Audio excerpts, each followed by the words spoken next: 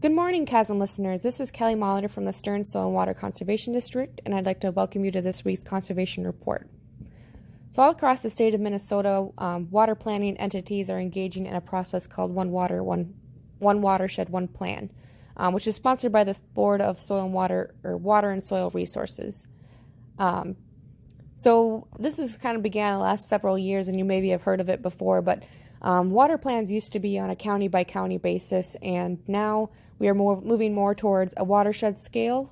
So that is looking at, working across county lines and doing this on a whole watershed scale basis for developing conservation and water management planning activities. And what's coming up most recently in our area is for the public hearing of the Sauk River One Watershed, One Plan.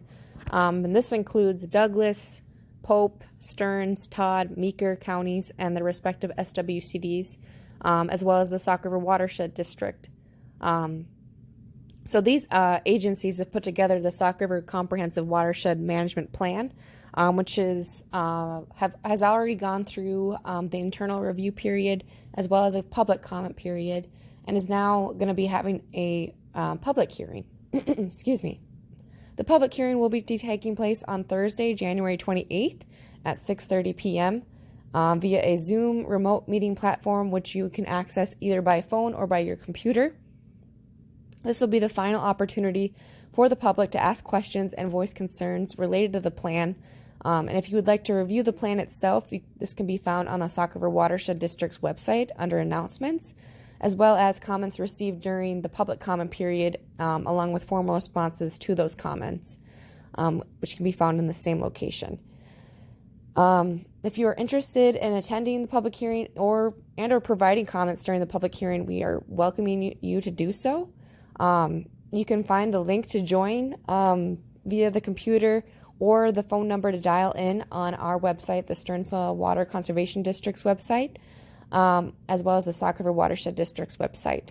And if you have questions regarding the plan document or the planning process, or have concerns about accessing the public hearing, please contact the plan coordinator, Sarah Bozer, at 320-352-2231. Again, her number is 320-352-2231. And we hope that you can make it out and make your voices heard. The next thing I wanted to highlight is the Minnesota Ag Water Quality Certification Program. They recently announced that they will be setting a milestone to reach 1 million acres by the end of 2022 to be enrolled in their program. As so far at the end of 2020, there's been over 685,000 acres that have been certified across the state from 980 farms. And the acres actually from each farm range from 1 to 9,000 acres. So there's really no reason to think that, your farm is too small or too large to be a part of this program. And there's numerous benefits. There was actually a study recently done by Ag-Centric, which is a program of the Minnesota state, that came out that the average net income of Ag Water Quality Certified Programs farms is 26% higher, or $19,000 more per year than non-certified farms. Other key financial metrics are also better, such as debt to asset ratios and operating expense ratios. The study also indicated the increased yield of corn, soybeans, and alfalfa on certified land. And on top of that, if that wasn't enough, there was another study that came out with what the pollution reductions would be for an average 400-acre water quality certified farm. So the savings would be 23 tons of sediment per year, 65 tons of soil per year, 29 pounds of phosphorus per year, and up to 49% reduction of nitrogen loss. So as you can tell, there's just numerous benefits for this program, and this program also opens the doors for many farmers, and I would think that most people, if not all, who are already certified recognize those benefits. And some of them include, being certified entitles to being in compliance with new water quality laws and regulations for 10 years. Also, just going through the process of certification opens you up to priority financial assistance.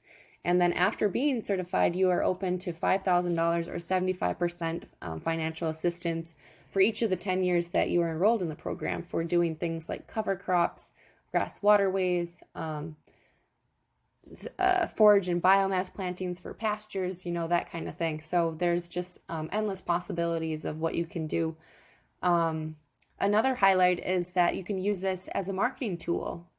Many farmers have found this very valuable in, selling products such as meat and vegetables, and just having a sign at the end of their farm to show their customers, that they are doing, that their farm is water quality certified and that they're doing what they can to be stewards of the land. And also, Third Street Brew House, I'm sure as you know, is a sponsor of this program, and they also give away a 12-pack of beer from Third Street Brew House to those who would get certified in the program.